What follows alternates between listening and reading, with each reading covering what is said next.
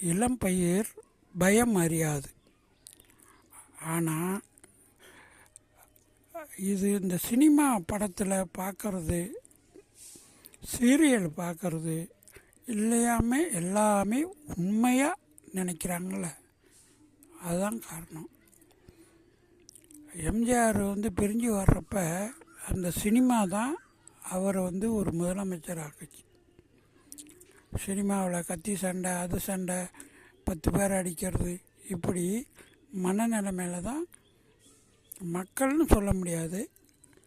ஆனால் அதை இளஞ்சட்டுகள் அப்படி தான் இப்போ தேர்ந்தெடுத்துருக்காங்க. அப்படி தேர்ந்தெடுக்கிற போது நல்லது கெட்டதுங்கிறது அதுங்களுக்கு தெரியல. நம்ம விசாரித்த கணக்கில் பார்த்தா இளஞ்சட்டுகள் தாய் தகப்பன் சொல்கிறத கேட்டு ஓட்டு போட்டுட்டாங்க. அதனால் இப்படி நடந்திருக்கு. உதாரணத்துக்கு இப்போ ட்ரம்மு ஒரே ஆள் தான், ஒரே இதயம் படைத்தவன். ஆனால் அந்த ஆள் பண்ணுறதுனால எத்தனை நாடுகள் கஷ்டத்தில் இருக்குது.